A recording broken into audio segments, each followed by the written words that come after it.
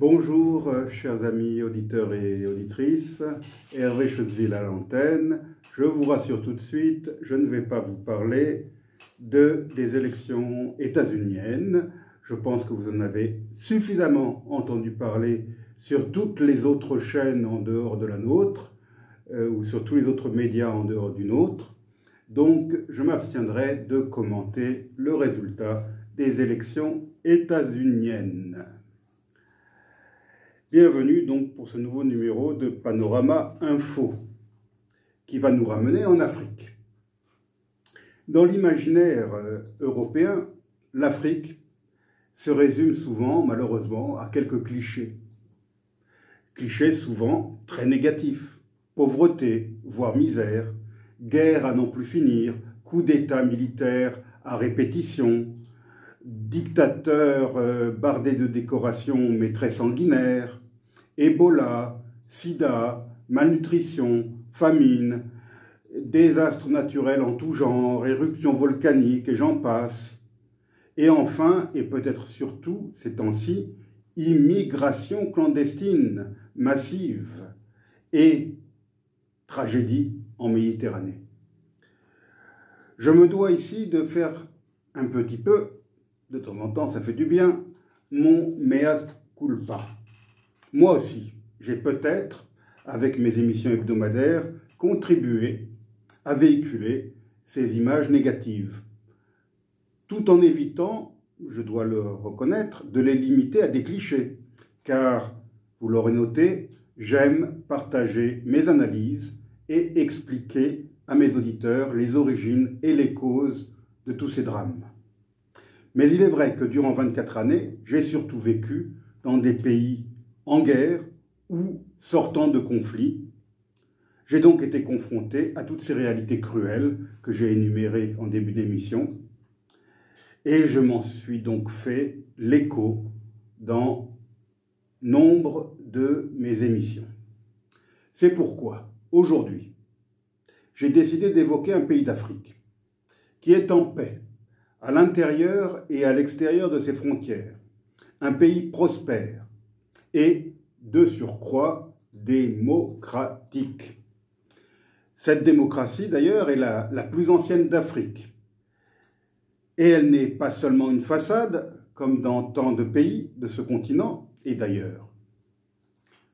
Malheureusement, je ne suis jamais allé dans ce pays modèle, mais je vais malgré tout tenter aujourd'hui de vous en dire ce que j'en sais, car je sais que le pays en question est totalement méconnu dans le monde francophone.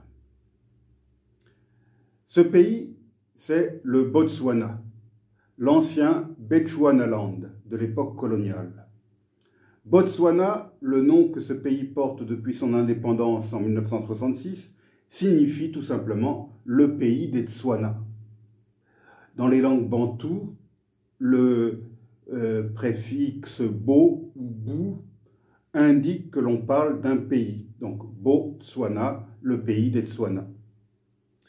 Ce pays se trouve en Afrique australe. Il n'a aucun accès à l'océan ou à la mer.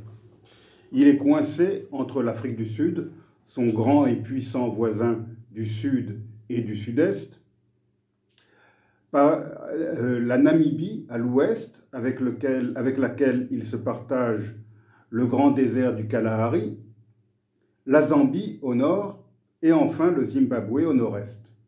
Le Botswana est un peu plus vaste que la France, puisque sa superficie est de 581 730 km². Mais il est très peu peuplé, du fait du désert, du Kalahari donc, qui occupe une grande partie de son territoire. Le désert du Kalahari, je rappelle ce que c'est, il est situé entre les bassins des fleuves Zambèze au nord et Orange au sud. Il couvre une large partie du Botswana et s'étend vers la Namibie et l'Afrique du Sud sur une superficie totale d'environ 900 000 km². Ce désert, auquel il faudrait rajouter des guillemets, se situe au sein de la plus grande étendue de sable au monde. Pourquoi ajouterais-je des guillemets au terme désert? C'est parce que, en ce qui concerne le Kalahari, il est un peu inapproprié, car s'il n'y existe pas de plan d'eau permanent, la végétation y est cependant assez abondante. Mais revenons au Botswana proprement dit.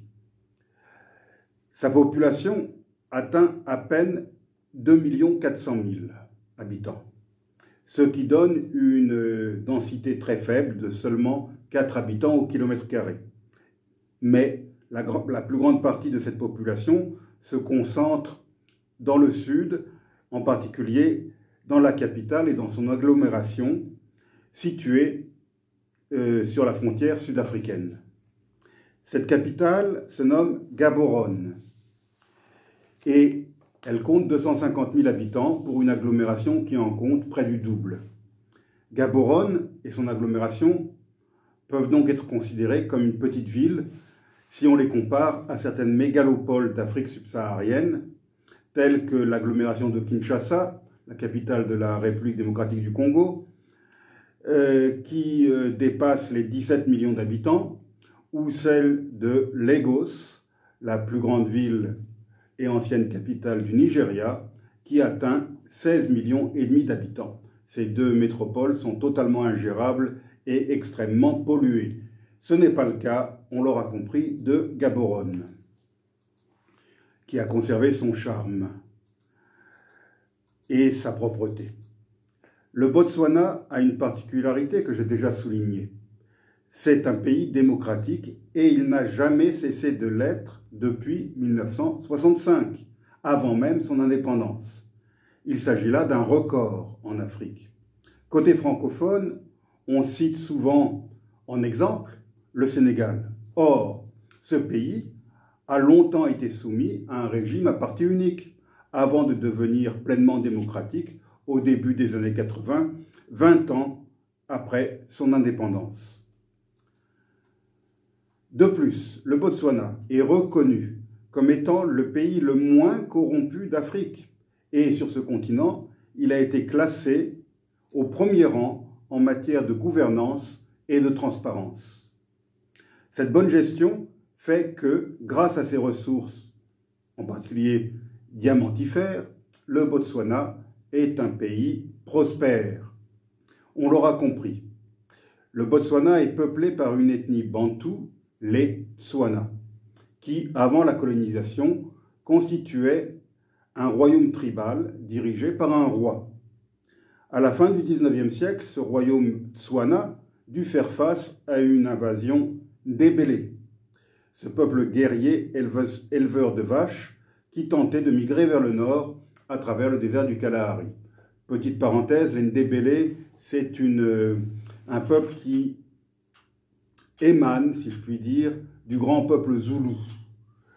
Mais après la mort de Shaka Zulu, le Napoléon africain, des branches de ce peuple zoulou ont quitté le tronc principal des Zoulous pour aller conquérir d'autres territoires, et c'est ainsi que sont apparus les Ndébélé, qui ont un mode de vie comparable aux Zoulous et qui se sont installés en particulier au sud du Zimbabwe, où ils constituent la première minorité ethnique du pays.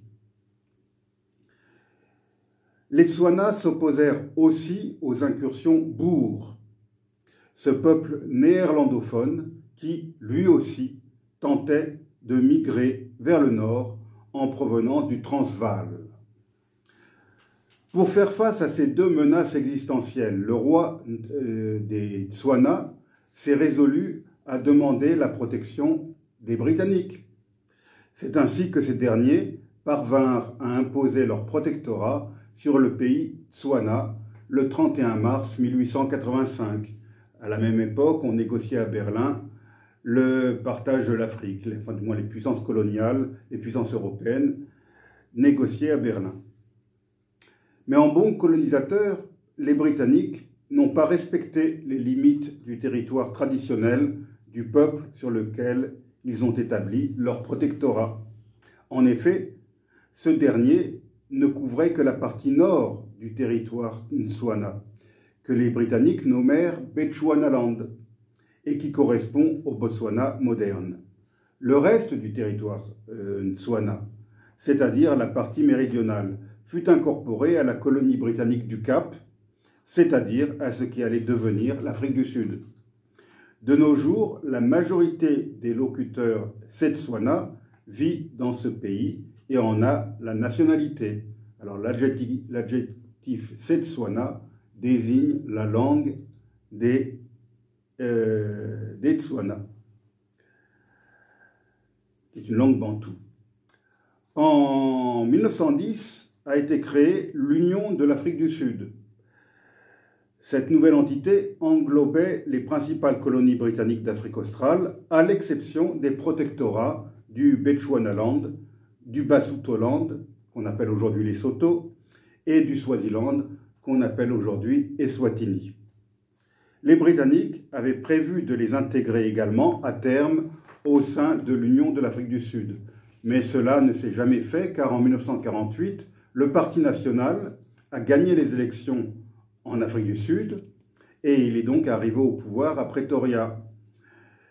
C'est le gouvernement issu de ce parti qui a institué ce qu'ils appelaient le développement séparé, connu sous le nom de apartheid, et qui a ensuite quitté le Commonwealth en 1961. L'intégration des trois protectorats, à majorité noire bien sûr, dans lesquels les populations d'origine européenne ne constituaient que d'infimes minorités, était donc devenue impossible. Les dirigeants sud-africains ne tenant pas à augmenter la proportion de Noirs dans leur pays. C'est pourquoi les trois protectorats finirent par devenir des pays indépendants et souverains, distincts de l'Afrique du Sud. En 1920, les Britanniques créèrent au Bechuanaland 2 conseils consultatifs. Le premier était composé d'Africains, tandis que les membres du second étaient tous d'origine européenne. En 1951, ces 2 conseils cessèrent d'exister et furent remplacés par un conseil unique, toujours consultatif, mais composé de membres africains et européens. En 1961, une constitution fut promulguée, ce qui conduisit à la création d'un conseil législatif, embryon de la future Assemblée nationale. Au terme de négociations, le Royaume-Uni finit par accepter la création d'un gouvernement autonome en 1964, alors que la plupart des autres colonies britanniques d'Afrique étaient déjà devenues indépendantes. Ce nouveau gouvernement décida en 1965 de transférer la capitale du pays à Gaborone. En effet, jusque-là, le Bechuanaland était géré depuis la ville de Mafeking, située en Afrique du Sud. Et là, c'est un point commun que le Botswana a avec la Mauritanie, puisque jusqu'à l'indépendance, l'administration de la Mauritanie était installée à Saint-Louis du Sénégal, donc au Sénégal. Ce n'est qu'à partir de l'indépendance que la Mauritanie indépendante a créé de toutes pièces une nouvelle capitale, Nouakchott. La même année, donc en 1965, au terme de la nouvelle constitution, les premières élections générales purent se tenir. Ce processus aboutit à la proclamation de l'indépendance sous le nom de République du Botswana le 30 septembre 1966. Alors, il me faut maintenant évoquer la grande figure de ce processus et de cette indépendance. Je veux parler d'un homme remarquable, Sir Seretse Khama, le fondateur du Parti démocratique du Botswana, qui devint chef du gouvernement autonome en 1965 et premier président de la République du Botswana à l'indépendance. Personnage hors du commun que ce Seretse Khama, né en 1921 et qui demeura président jusqu'à son décès intervenu en 1980. Il n'était autre que le petit-fils du roi Khama III, celui-là même qui avait résisté aux incursions d'Ebele et Boer et qui fut contraint par les événements de demander la protection britannique. Après avoir passé l'essentiel de sa jeunesse dans les internats de l'Afrique du Sud, Seretse Khama fit ses études à l'université de Fort Hare, toujours en Afrique du Sud, avant de les poursuivre à Oxford et dans d'autres universités britanniques. Avocat, Devenu avocat, il épousa une Britannique, Ruth Williams, en 1945. Ce mariage d'amour entre un Africain et une Européenne causa un véritable scandale à l'époque, ou plus exactement, un double scandale. Le premier éclata en Afrique du Sud, qui, au terme du régime d'apartheid, avait banni les unions interraciales. Le second, au sein de la famille royale Ntswana, dont certains membres éminents s'opposèrent avec virulence à un tel mariage. En effet, en 1925, alors âgé de 4 ans seulement, à la mort de son père, Seretse Khama est devenu le roi traditionnel du peuple Tswana. La régence fut confiée à son oncle Tshekedi Khama, qui devint aussi le tuteur du jeune roi. Dès qu'il fut informé du mariage, cet oncle exigea le retour immédiat de Seretse Khama au Bechuanaland et l'annulation pure et simple du mariage. Seretse Khama revint donc, mais accompagné de son épouse. Après une série de réunions publiques, Seretse Khama fut confirmé par les anciens dans son rôle de roi en 1949. Ruth Williams Khama finit par acquérir une certaine popularité et une certaine légitimité au sein de la société du Bechuanaland. Admettant sa défaite, Tshekedi Khama quitta le pays. Mais le régime d'apartheid de l'Afrique du Sud n'en resta pas là. Il fit pression sur le gouvernement britannique afin que Seretse Khama soit expulsé du Bechuanaland, qui était encore un protectorat. Le gouvernement travailliste britannique, conscient de la dette massive contractée envers l'Afrique du Sud durant la Seconde Guerre mondiale, ne pouvait pas se permettre de perdre l'or de l'Afrique du Sud ainsi que son approvisionnement en uranium. En outre, il craignait aussi que l'Afrique du Sud ne prenne des mesures plus directes contre le Bechuanaland, comme des sanctions économiques ou pire, comme une intervention militaire. Le gouvernement britannique envoya donc un parlementaire au Bechuanaland afin de dénouer la situation et d'enquêter sur la capacité de Seretse Khama à être roi. Son rapport d'enquête reconnut que Seretse Khama était en fait éminemment apte, je reprends les termes même du rapport, éminemment apte à diriger le protectorat, si l'on accepte la question de son mariage malheureux. Là aussi, je reprends les termes du rapport. Le gouvernement britannique décida que le rapport en question serait enterré pendant 30 ans et que Khama et son épouse seraient exilés du Bechuanaland. Seretse Khama fut alors appelé à Londres en 1950 pour des discussions avec des responsables britanniques sur l'avenir du protectorat. La perfide Albion en profita pour le retenir contre son gré en Angleterre et il dut y rester. Ruth Khama le rejoignit en 1951 après la naissance de leur fille Jacqueline et le couple s'installa en exil à Croydon, une ville de la banlieue sud de Londres. Cet exil suscita la colère au Bechuanaland, mais aussi en Grande-Bretagne, où divers groupes accusèrent le gouvernement d'avoir fait preuve, dans cette affaire, de racisme. Cela finit par provoquer la démission de Robert Gascoigne Cecil, 5e marquis de Salisbury, le ministre responsable du dossier colonial. Une délégation de six Bechualandais se rendit à Londres pour rencontrer l'exilé ainsi que Lord Salisbury, mais cette visite se termina sans succès. En 1956, Seretse et Ruth Khama furent enfin autorisés à rentrer au Bechuanaland, mais en tant que simples particuliers, après avoir renoncé au trône tribal. Seretse Khama entama alors une vie plutôt infructueuse d'éleveur de bétail, tout en se lançant dans la politique locale et en étant élu au conseil tribal en 1957. En 1961, il fonda le Parti démocratique du Bechuanaland, le BDP pour reprendre l'acronyme anglophone. Son exil lui avait conféré une certaine crédibilité auprès des partisans de l'indépendance. C'est ainsi que son parti balaya les partis rivaux et remporta les élections de 1965 et qu'il put conduire son pays à l'indépendance en qualité de Premier ministre. Au moment de son indépendance, le Botswana figurait parmi les pays les plus pauvres au monde, encore plus pauvres que la plupart des autres pays africains. Seretse Khama lança un vigoureux programme économique visant à transformer le pays via l'exportation économique de bœufs, de viande de bœuf, de cuivre et de diamants. La découverte en 1967 de gisements de diamants dans la localité d'Orapa facilita ce programme. Cependant, il est à noter que d'autres pays africains ayant des ressources naturelles abondantes, peut-être plus abondantes que celles du Botswana, sont encore classés jusqu'à nos jours parmi les États les plus pauvres du monde.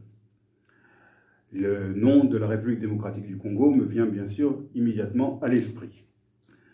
Entre 1966 et 1980, le Botswana connut la plus forte croissance économique au monde.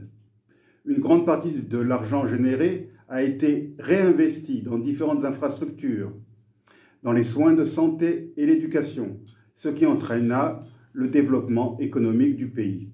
Seretse Khama prit également des mesures énergiques pour lutter contre la corruption, fléau de tant d'autres nations nouvellement indépendantes en Afrique.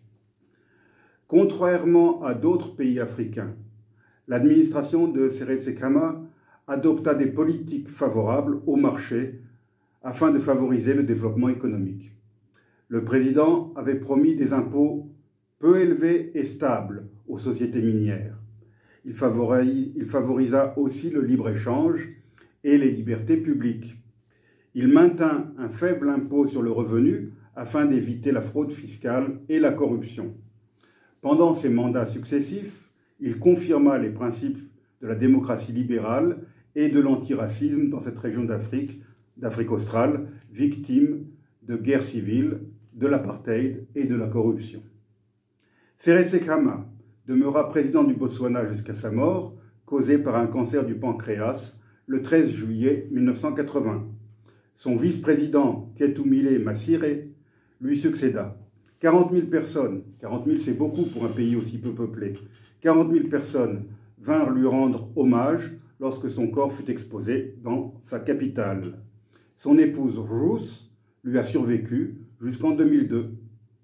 28 ans après sa mort, son fils Yen succéda au président Festus Mogae comme 4e président du pays. Le Botswana vient de donner un nouvel exemple démocratique à l'Afrique et au reste du monde en expérimentant sa première alternance politique. La commission électorale du pays a annoncé vendredi 1er novembre la victoire de l'Alliance de gauche aux élections générales, ce qui constituait une défaite cuisante et historique pour le parti fondé par Seretse Khama et qui était demeuré au pouvoir depuis 58 ans, depuis l'indépendance du pays. Le président sortant, Mokwitsi Masisi, a reconnu sa défaite et a félicité l'opposition pour sa victoire. Il est même allé plus loin en promettant de faciliter la transition devant mener à la première alternance de pouvoir dans ce pays. L'alliance de gauche menée par l'UDC, principale formation d'opposition au Botswana, a obtenu la majorité absolue au Parlement avec au moins 31 des 61 sièges. Son leader, Duma Boko, un avocat et défenseur des droits de l'homme de 54 ans, diplômé d'Harvard, devrait devenir le prochain président, car au Botswana, le chef de l'État est élu par le président. Voilà, chers amis, à grands traits, le Botswana, le portrait du Botswana et surtout de son père fondateur, Seretse Khama, auquel je tenais à rendre un vibrant hommage, d'autant plus qu'il est relativement méconnu. Je vous laisse avec un chœur, le Mambo Choir du Botswana.